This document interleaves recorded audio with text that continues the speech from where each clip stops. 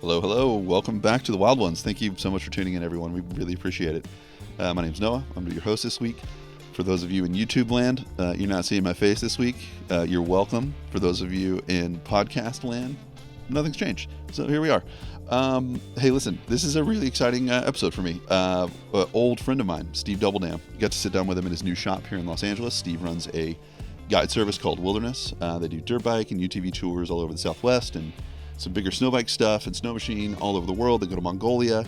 This is a really fantastic company. I know because I spent a couple years working there. I got to guide for a couple of years. I worked trip operations for a while, and I spent a lot of time out in the middle of nowhere with Steve and the boys. And at one point I spent 100 nights on the ground. It was just an epic time in my life, and I look back on it and I cherish it. So anyway, this is just a great opportunity to sit down and talk with Steve, and he's got some really cool perspectives, and you can tell that he's thought about these perspectives and he puts them into practice, and he's very intentional with everything he does, and I really respect that. So anyway, listen, stay tuned. Let's get in here, take notes. This is going to be wonderful. I hope you enjoy it. We'll see you on the other side. Well, Steve, after all these years, we've made it. This is the pinnacle. This is the pinnacle, I think, of our creative friendship. I think we might have just reached the summit, and I'm very okay with that. All right. It's all downhill from here. Yeah, exactly, which is fun. I like downhill. For the viewing audience at home, as we said in the pre-roll, Wilderness Collective, that's you. You started this. I worked here for a while. We had some great adventures together. Yes, we did. And the company is growing so incredibly fast, which, I mean, props to you, dude. Like, through a very tough economic climate, you pushed through and you made it, man. So, great job. Wow, thank you, man. Yeah, absolutely. Thanks. It's really cool seeing, what the company's done, and as being part of it and looking through that filter, like knowing the relationships that grow as you do these trips. It's just a really cool thing that you've grown here, and just want to give you props on that. Yeah. Start off. So. Well, I appreciate it. Yeah, absolutely. I want to talk about digital detox, because it's something that really hit me with my time at Wilderness, was how cool digital detox is, and where that idea came from. But first, let's tell people about who is Steve Dubbeldam. What does he do? What is Wilderness Collective? Give me like the quick, give me the highlights, the bullet points of getting here. I know the story already, so I'm going to pretend I haven't heard it. Yeah. Okay. Well, it all started on 40 acres of land in Canada, outside Edmonton, Alberta. True story. So I'm Canadian. Yeah. I've been living in LA for 20 years now. And what brought me down is my best friend and I, we started a clothing company. And long story, ended up moving it all the way down here to LA. Mm-hmm. And I was in that industry for probably 8 years or so, and did a few different brands, and kind of fell in love with building brands that people would connect with. But then I didn't want to do another clothing company. I was all stocked up on that after 3 of them, which are not around anymore. So you can fill in the blanks. Right. I found myself just like wanting to share my passion for the outdoors and adventure with more people. I mean, frankly, that's what led to Wilderness Collective. I was organizing these crazy adventures for me and my buddies. It was really good for us to get out regularly, establish a rhythm of adventure in our lives. We grew so much closer relationally in a couple days out in the woods having fun than we did over, grabbing a beer here and there. And so it's that idea of like, if it's good for you, it might be good for other people. Sure.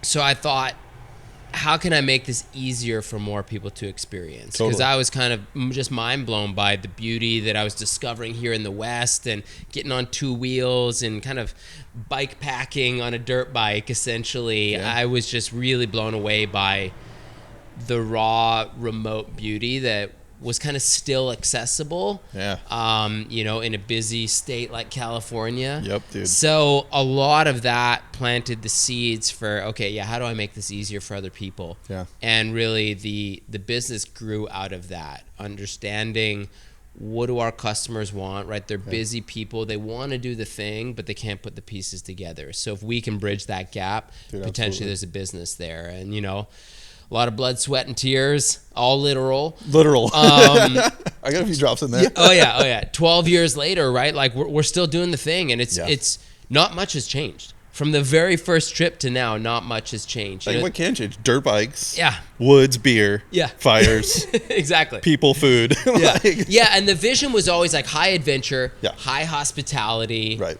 in this kind of disconnected environment, right? An environment that is intentionally designed to be different from your day to day, and that's part of where the digital detox comes from. Absolutely. The shock of taking someone out of their comfort zone, and then you watch, and I saw it so many times, man, and that's why my time here is I look back on that chapter, I absolutely cherish it. It was a very special time for me because I loved watching people be taken out of their comfort zone, and then you're on a bike and you're pulling these strangers out of the mud and like up off hills and bikes off of them and moving trees. And by the first night at camp, you're watching not just like new relationships form, but new opinions form in people's heads and new perspectives. And it's a really amazing thing to even just be on the outskirts of. So you absolutely nailed it. Like watching your buddies, and like, because one of the things I wanted to ask was like, what did that timeline look like for you? You were just leading trips for your buds, and it seemed like a natural push into providing the service for people, right? Right. So how did you, what were the mechanics of that? Like, I think, it started naturally, like I said. Like I would be like, I bought a catamaran for $500 on Craigslist. Let's see if we can sail it to the Channel Islands. Like, what could go wrong? Natural selection at its finest. Yeah, it was great, and things did go wrong. Totally. I bought a, old DR350 for $500 or $600. And then rode it 1,100 miles in Baja with a buddy, and so like there was just like all these kind of like true, just wild little mini adventures, and so I was always the ringleader on that. But then I think where it got more formal was saying, okay, is there a bit of a business model here? And I didn't really know where it would lead. Right, my background was apparel. I thought maybe we would do a few trips here and there. And that would give us some clout and some know-how in the broader outdoor space. Right. And we could kind of use the trips as our ticket in to the industry. And I didn't really imagine that the trips would be the thing. Right. But very quickly, the very first trip, organized trip, I just threw it for all my buddies. It was like, hey, we're going to beg, borrow, and steal all this gear, get some borrowed motorcycles, like just put it together. But we had a chef there. We had my buddy making food. We had great conversations, great food, dirt bikes, beer, no phones. Like you said, it was a simple formula that hasn't changed. And that got enough buzz. We shot a beautiful film on that. Some of my really talented friends. Was that the video that like hit really hard? It yes. Was went super viral in the early days. So back when things could go viral, right. And you could just make something and people would watch it. Right. All of your followers would actually see it back in those days. Yeah, right. Pre-algorithm. We made a film. And tons of people saw it. A couple 100,000 views. Was that a turning point for you? Did that like throw some gas on the fire? Absolutely. Yeah. Yeah, cool. And it was really interesting because I felt like I touched on a nerve, because I would say half of the internet loved it, half the internet thought it was the dumbest thing it ever seen. They were like, "What? Like, what is this? Like, the only way you can hang out with your friends and have a meaningful time is to go on this like fancy motorcycle adventure." I was like, "Well, no, but it's awesome." But it's awesome. And you could do it. But I knew I kind of like touched on a nerve there. Totally. And we were trying to have a bigger conversation also, right? It was never just about adventure. It was always, okay, combining conversations about character, conversation about exploration, all through the lens of adventure, right? Yeah. So it's kind of, there's a ton of metaphors for anyone who rides, for anyone who adventures out into the unknown. There's a lot of crossover to your personal life. Yeah. And we've been sort of mining that crossover for 12 years now. Oh, absolutely. But yeah, that's how it started, right? Yeah. Trip for my buddies, shot a film.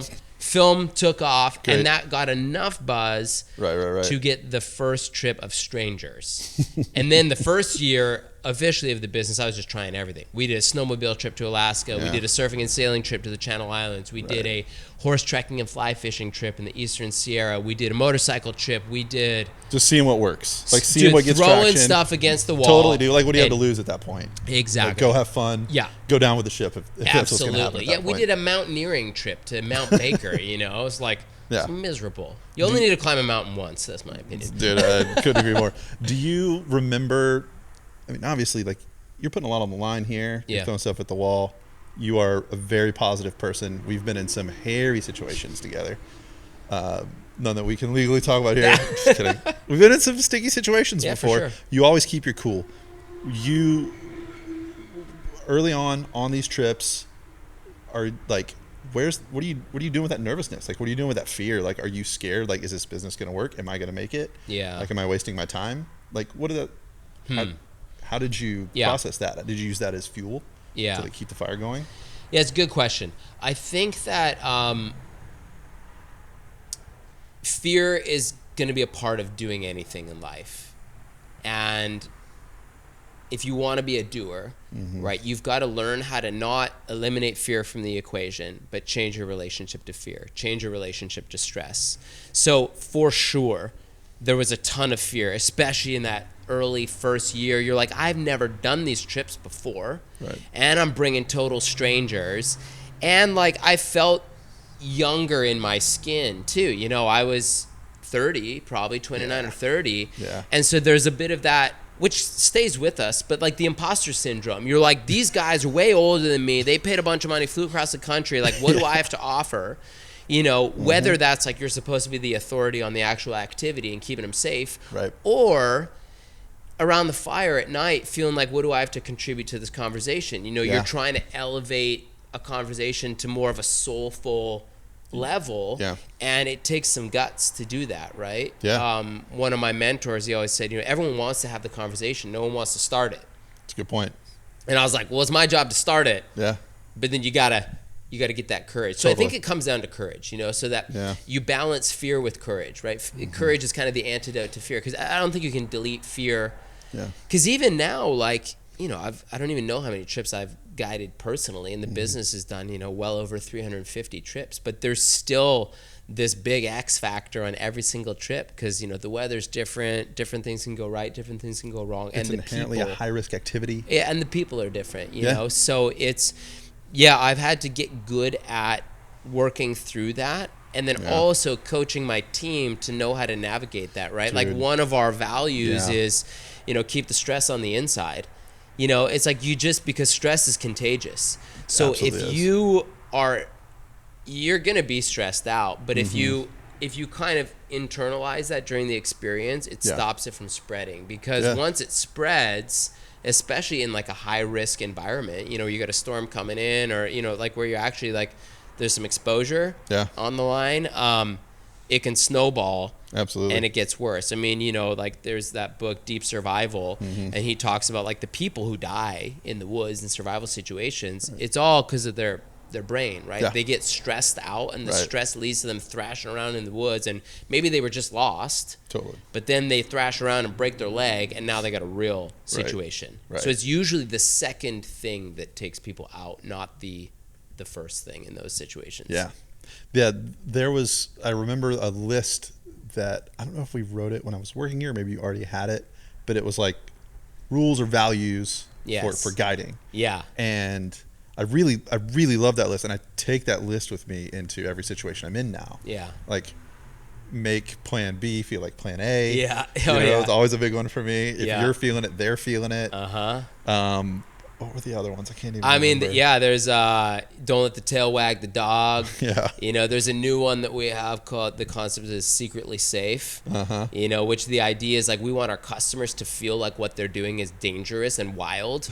Totally. Yet we want to know there's a broader circle of actual safety around them. Dude. Meaning like, you might break your arm, but you're not going to die. You're not going to die. We're okay with the arm breaking. We're okay with the arm breaking. You're going to be in the truck, and you're going to be the doctor, like, really quick. So we got a list, and I like that we one. stick to it, Yeah, perceived risk when I was working in the TV business is what we said. Yeah, like, perceived risk was for sure. was always great. it's cool to see how the family of wilderness has grown too. I mean, it went from when I started working here, it was you and Jordan and I was working in a shipping container in a yard. You're in a brand new shop now with like a bunch of bikes. Yeah. You got another shop in Utah. Mm-hmm. You're offering motorcycle trips, UTV trips. You guys just got back from Mongolia. Yeah, Mongolia. Right? You guys go to like Iceland now. Yeah. We're doing some third-party international That's awesome. partner trips, which has been fun. What does a year for wilderness look like now? Because before it was we had a season. Yeah. I feel like you run year round now. Well, I wish. It's always going to be a little bit seasonal, but we're always trying to shrink the off season. Although we need it, the machines need it. The guys need the off season. Totally. But generally, things start heating up for us February, March. Yeah. And then we kind of follow the weather, right? So we'll start our year off. Well, we'll do a couple snow trips, snow biking or snowmobiling out in Jackson Hole or in Montana. But the real off-road season for us is it usually starts in Death Valley. Yeah. Then we go to Baja. Then we go to Grand Canyon. Nice. Then we do Zion, Bryce, Yosemite, Paiute. And then we reverse it as the weather changes. The greatest hits of the West. I mean, yes. We're trying. We're trying. Yeah. All my favorite places, man. Yeah, so that's kind of like what the year looks like for us. I would say spring and fall are our busy seasons. Yeah. Summer's always a bit lighter. Folks are doing family vacations, traveling, and it's hot. A lot of the destinations get hot. So, but that's kind of the rhythm for us. That's great. Yeah. Just kicking after it, man. Yeah. Awesome. Do you feel like the camaraderie amongst, I know the answer to this because I've been there, but again, for the viewing audience, do you feel like the camaraderie in the crew and in the family bleeds over into when a guest is showing up to a trip and helping them feel comfortable? And do you feel like on a trip, I always felt like the guests were the extension of the crew, it always felt like family. Yeah. As the company gets bigger, is it still maintaining that intimacy? Yeah. I would say we work really hard to make it feel like there's not a line between our crew and the guests. Right. So that takes work to do. You got to be intentional, So yes, our crew are very tight knit because it's the power of shared experience. You're like a band of brothers. You've gone through a million adventures together, and this is just another one. So it can be easy for the crew to be off on their own, doing their own thing. Right. But if they're tuned in and they're being intentional, they realize hey, what we're actually here for is to make people feel comfortable, make them feel included, to anticipate their needs. I mean, that's what hospitality is, right? So little gift when they show up. Yeah. So I always tell people, we are a hospitality company. Yeah. And we happen to do that in the context of off-road tours. Totally. We're not an off-road touring company. And I've been on other off-road tours where the first priority is the bikes. Yeah.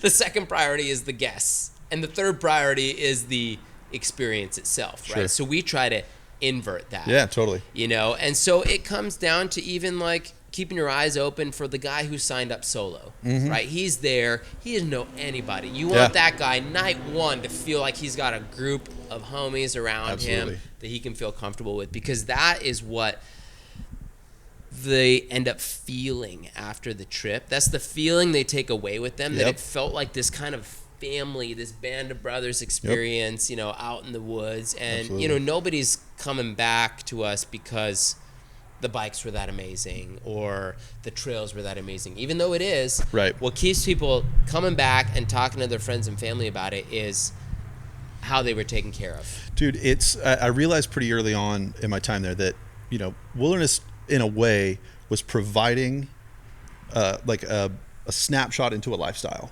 right? So we've all been doing this for years. You've been riding for years, I've been riding for years. We were good at it, we had fun doing it, and there were some folks who were interested in riding, but it's a big commitment to do the things that we do. So they get to have this little window into this lifestyle. Absolutely. And that's I always thought that was the bait on the hook. Yeah, for sure. And then people start showing up and are like, man, this is amazing. Yeah, for sure. And for a lot of our customers, and the dream for us is it leads to an entirely new lifestyle for them. Dude. All of a sudden, they've got this positive outlet in their life for stress, for whatever's going on in their life. They get their buddies together, out in Nashville or wherever they live. And we've kind of given them the tools to, like you said, live this lifestyle on their own. They've got a little bit of understanding about, a little bit of knowledge about it, and a confidence to do it, Right. Because straight up, wilderness trips are not cheap, but they're packed. They're packed with value. The value is Yeah. It overflowing with value. Yeah, and for sure. part of that, in my opinion, was always the snapshot into lifestyle. Oh, yeah. And then the camaraderie that you were going to experience Yeah. here. Do you think any of that came from, like, everything wilderness does is, like you were saying, it's inverse of a normal guide service. Very visually oriented. Yeah. Everything has an aesthetic to it. Very much on purpose. Yeah. To make people feel welcome, make people feel engaged. How much of that comes from your background working in fashion and apparel? Did you bring any of that over? Yeah. I think a ton of it comes from that background, because to stand out in the apparel industry where there's so much competition, like I was running a denim brand. Me and my buddy Steve had started that, and we were like, we're not going to invent a new pair of jeans. Right. You know, that like there's nothing new under the sun in terms of apparel. Totally. You know, so all that can be new about it is how you package it.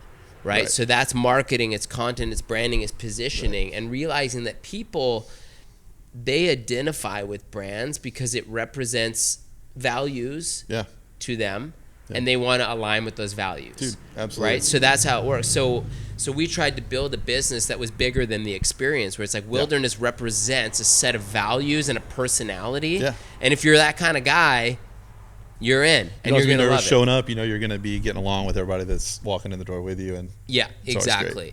And there's all a million little signals. Yeah, you know, and that's what a brand is. A brand is it's a grouping of all these small little signals. It's fonts, it's colors, it's styles, it's aesthetic, it's music, it appeals everything. to a group, and it's also a group that for a long time was not really like serviced in this industry. Yeah, for sure. You know, for a while, outdoor was very, and I don't say this in a bad way, it was very like rough around the edges, like blue collar, like they had their voice. There's a whole nother market segment that's interested. Yeah. And if you can appeal to them, you're going to snag them. Yeah, for sure. And you nailed that. Yeah. You know, trying to snag them every day. Snag them every day. I feel like it's been a very serious conversation so far. Okay. And you got some jokes? What do you got? We are not very serious people, if my memory serves me correctly. I'm going to sip the go juice here.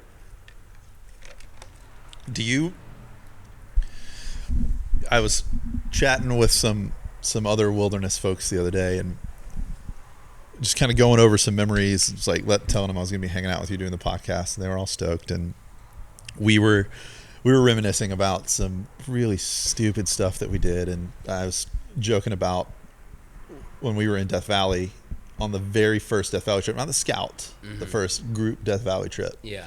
We went under that huge tarp, and I think it was either Chris Lemus, I think, was making margaritas for all of us, and it was sleeting. Yes. And you looked over and you're like, oh yeah, hey, no, by the way, happy birthday. And I was like, somebody was like, oh man, sorry it's raining on your birthday. And I was like, are you kidding me? This is the best. Yeah. Like this rules. I'm in Death Valley in a sleet storm drinking a margarita in the pitch black with a bunch of strangers. Yeah. This, like, I literally don't want anything else. Yeah, it's birthday you're never going to forget. Never going to forget. And that at the end of the day, I think is the common strand through everything wilderness is it's going to be fun. Yeah. You're not going to talk about the trips that go easy. We had a million trips that went great. Yeah. And I still talk to a lot of those people. Yeah. But the trips that were tough, those are the ones I still really talk to. We're buddies on Instagram. Yeah. We have conversations all the time. Yeah. You know, like those relationships totally like maintained through. Yeah, absolutely. And it was such a cool thing to watch, you know, being around and, you know, having these experiences, these total strangers that are now my friends. Yeah. You know, I mean, that's the power of shared experience, you know, and especially like, when things go right, that's fun. When things go wrong and you gotta like rally and feel like you got through something together, I mean, that's where like real relationship is forged, right? Yeah. So it's that rule applies in our personal relationships, and so certainly like it bleeds over into the professional ones. You know? Absolutely. And it's like our goal is to give our customers like a real adventure. Yeah. So that means things are gonna go right, things are gonna go wrong. You know, it's like sometimes I think I probably actually have said this, and probably doesn't land well in the moment, but something's going terrible on a trip and you're like, you guys paid for this. Totally, dude. This is what the adventure part feels like. Yeah. And they're like, shut up, dude. It's, raining and I'm freezing or whatever. But it's the type 2 fun. It's that whole idea of there's a big difference between the experienced self and the remembered self. Totally. Yeah. And so it's like the remembered self remembers things in a little bit more of a rosy color, but you hang on to the essence of the memory.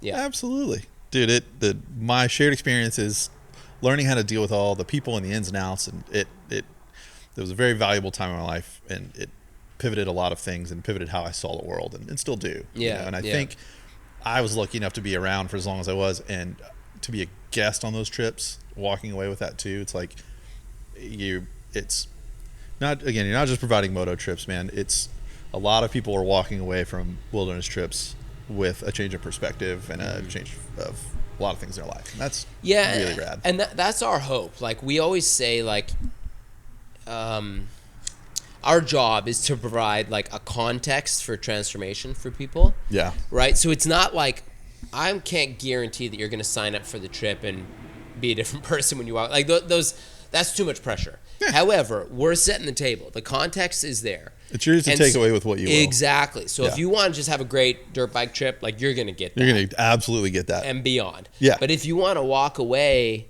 kind of a different person or feeling like you've taken a step in a totally new direction in your life that you can keep chasing, that's going to happen too. And we've got a million stories of that, right? Is that where the idea of, Yeah, like fathers and their kids reconciling, getting guys who are, reuniting with spouses or walking through difficult divorces. I mean, what I've seen in 12 years of this is like, and we all know, is everybody's dealing with something. Yeah. And I always remind people, I'm like, hey, you booked this trip for a reason. Right. You might not know what the reason is on night one. Right. You might not know like why you really needed it, because it wasn't the dirt bikes. That's the bait. Totally. Gets them out there. But Absolutely. by the last night of the trip, the hope is that people realize why they really needed it. Oh, yeah. Right? Like at a soul level, it's like, man, that's why I was like thirsty for an experience like this that reminded me that I'm really alive. Yeah. And this is what life is about. And that is like, if we can give that to people, like that's what I'm after. Yeah. Didn't start this to just start a cool touring company. Yeah, that's going to dissipate really quickly. The shine's going to wear off. You're not going to have the like focus and energy to drive through. Yeah. You're more driven than that. I know you. You're more driven than that. Yeah. Well, it's, we crawl, walk, run, right? That was always like the pattern on our rides, right? So the trips always had this, especially people coming in having ridden before. Yeah. First day's crawl, give them a little bit more, walk, a little more. By the last day, they're running, right? I mean, ideally it goes in that order. I've seen a lot of people run right out of the gate. Out of the gate, and it doesn't end well. They learn quickly. Yeah, lessons are learned. Lessons are definitely learned. People are walking away. Lessons. You have a limp for the rest of your life. Scars, mentally, emotionally, physically. Who knows? But I like I was saying, like I hate rolling up tents. Yeah. I don't know why. I hate doing it. So for a year, like a whole season, I think I slept on the ground every night. Right, having a little tarp that I threw out. And the first night, I guess we're like, "What are you doing?" I'm like, "It's little twinklers, just like laying out." Yeah. The second night, I'd get a few more, and by the last night, it was always at like if we were on a Yosemite trip, it was like Whiskey Falls or whatever. By the last night, everyone's out there with me, like sleeping around the fire. Good night, Neverland. Yeah. And I just freaking loved it, man. It was so much fun to like know that was coming and watch the people like grow into that, and then wake up with a spider on their face and like not care anymore. Or the idea of digital detox, though, where did that come from? Like, what was the... So I remember there was like a specific moment. I was on a group ride with some buddies before I had started the company. Yeah. We were riding up in kind of Big Sur area. Cool. And having the time of our lives, like camping out, like great trip. Woke up in the morning. We ride like way up on this ridge. Mm-hmm. And one of my buddies' phone just starts blowing up because we had service at the top of this ridge. Yeah. And it's like some like major, he has big fancy job, major work meltdown. And it just ruined the rest of his trip. And he couldn't do anything about it. Right. So he just had the knowledge, couldn't do anything with it. So it just truly just ruined the trip. Totally. And I was like... Schrodinger's cat. The cat, we all know now. I was like, that is not good. Yeah. Yeah. So that is really where it came from. I was like, man, like it would be so great for this to just be a digital detox. I mean, we've been taking people's phones away for 12 years. So 12 years ago, people didn't think they had a problem. And we're like, no, trust us. It's going to be cool. Yep. Like, you're going to have a better experience. And you just get more of this, you know, because we're all so distracted. And we're trying to create this distraction-free environment. Yeah. And it's twofold. Your phone has inbound distraction, but then there's outbound distraction because it's a camera. So what I've noticed is people in our kind of content-heavy culture, you're really obsessed with trying to document yourself having the moment instead of just being in the moment. So important. So you miss the moment because you're trying to get a cool photo of yourself having a moment. So it's like, you know what? Our team will do that. We've got pro photographer, pro videographer. Like, we'll take much better photos than you're going to. And then you can actually be here now. Right? I want you to sit on the edge of the Grand Canyon and just have some quiet for once in your life, instead of trying to document the quiet that you're having. So that's a big part of it, right? So it's twofold. And obviously now, fast forward 12 years later, and it's like, the problem's not getting better. It's getting a lot worse. So now people, they're happy to give us their phone. They're like, get out of here. Looking forward to the moment they get to slide it in the case. You know, so it's like, we're setting people free, you know? And, and the hope is that it just gives them a break in that behavior, that maybe they can go back home and like change their relationship a little bit with their devices. I mean, it's hard. Like it's tough, hard. dude. It's hard for me. It's hard. You know, you got the smartest minds in the world trying to make those phones addictive, and they're doing a great job. We were given so much technology with these phones, and we're standing on the shoulders of giants. And what do? Selfies. Oh yeah. It's insane. Like, we're just absolutely blowing it. You know, I have a lightning round. Ooh. You want to do the lightning round? Yeah, let's go. I thought a long time about these questions, just so you know. I worked really hard on this. I believe it. I didn't work really hard on this. I Googled these for a long time. ChatGPT wrote them all. It's cool. All right. Coffee or beer? Coffee. Yeah, my guy. What song is playing in your helmet when you're out riding? Oh, man. You know what is terrible? It's usually like, what are my kids listening to that's just playing? Like on my most recent ride, dude, it was the Super Mario Brothers theme song. That's what was playing in my, which is wild. Like, wild. Just, oh my gosh. So you're ripping, and in your helmet is Mario Brothers. That's, yes. Dude. Yes. I hope there's no copyright on that, because I really want the world to hear that. Great. Speaking of being a kid, what was your favorite breakfast cereal as a child? Oh, Honey Nut Cheerios. We only got it on Sundays. Oh, dang. All right. It was savage up there in Canada. Yeah. You're sweet treat for the week. Yeah, that was as wild as it got, dude. Well, actually, if you go to the cereal aisle in Canada or any country other than America, you realize it's like a quarter of an aisle in another country, and here it's like 3 aisles. Yeah, totally. And it's the Wild West. It is the Wild West. All the choices in your face. Again, diabetes. Same thing as a phone. Just diabetes, colors, flashing things in your face. Oh, yeah. That's how America does it. That's how America does it, right? Fast open desert or tight mountain single track? Depends on the bike. My God. Love that answer.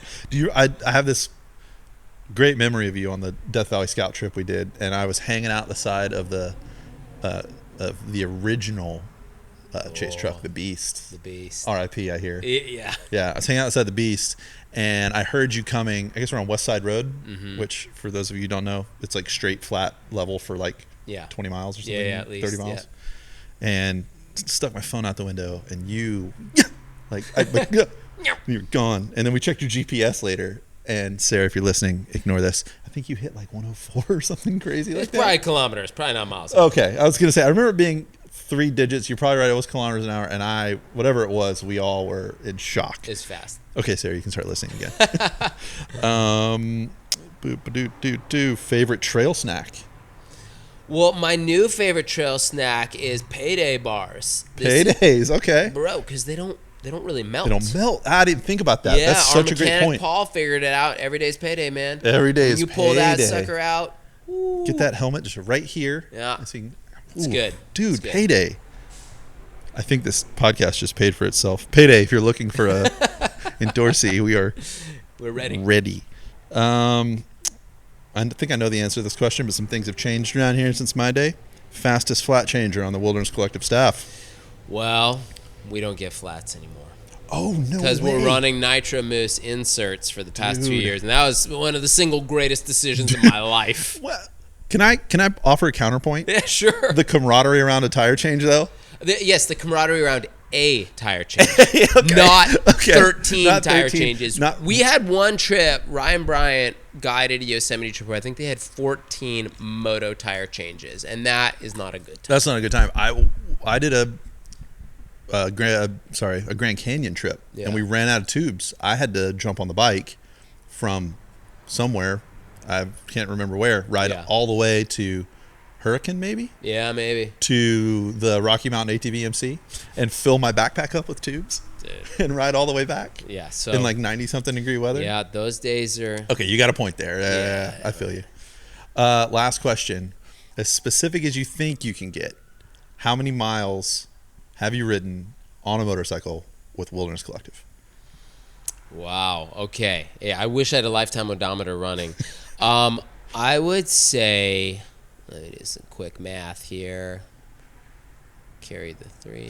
There's definitely one comma. Yeah. You know? I would say probably like 40,000 miles.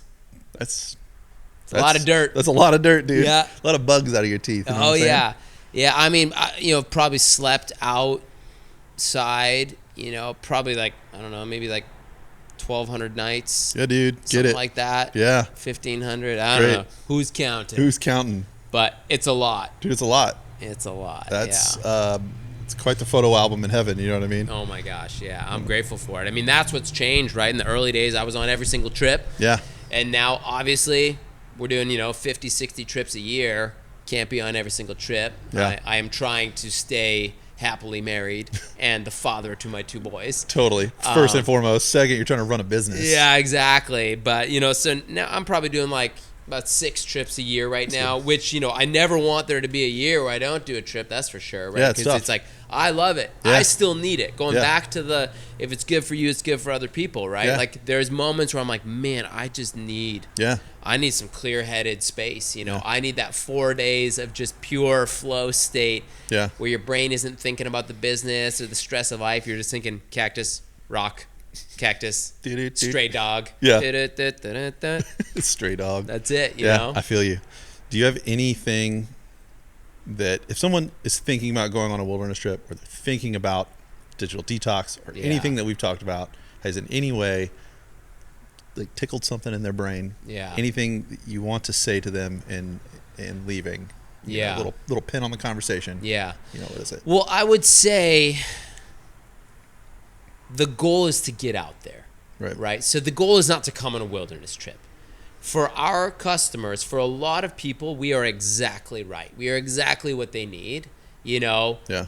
They're living a big, busy life. They're too busy to not do a wilderness trip is a way to think about it, right? Like they really need it to be ready to go and turnkey for them, so we provide that. Yeah. But my passion is for just people to get out there. This business started with a $600 dirt bike that I bought in Ventura. Let's go. Maybe Santa Paula. Had like a squirrel living in the airbox. There was like all these like nuts in the airbox. So that's where it started. And it led to this, right? So it's like you chase your passion, but I really feel deeply that all humans, you need a rhythm of adventure. Absolutely. So when we were kids, you had things to look forward to.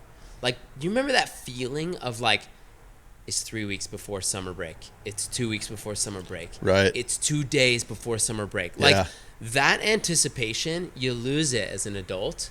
As an adult, you're like, I'm going on vacation to Europe next week. I haven't really thought about it. Yeah. It's like you need things that capture your imagination and your anticipation. Yeah. And so a rhythm of adventure does that, right? Yeah. So what that means is like look at your calendar and be like, all right, every month, do I have something? It doesn't always have to be a big outdoor adventure, but are there these, stones in my calendar, these flags, these mile markers that I'm excited about? Yeah. So that would be my encouragement to anybody who's listening to this, I mean, I'm taking that to heart, too. Yeah, it doesn't have to be with us, Yeah. right? But it's got to be more, like, turn it into a rhythm, not a one-off. Sure. Because that's where you reap the benefits of it, because the mountaintop experience is hard to recreate. And it's not really about recreating a previous mountaintop experience. It's creating the next one.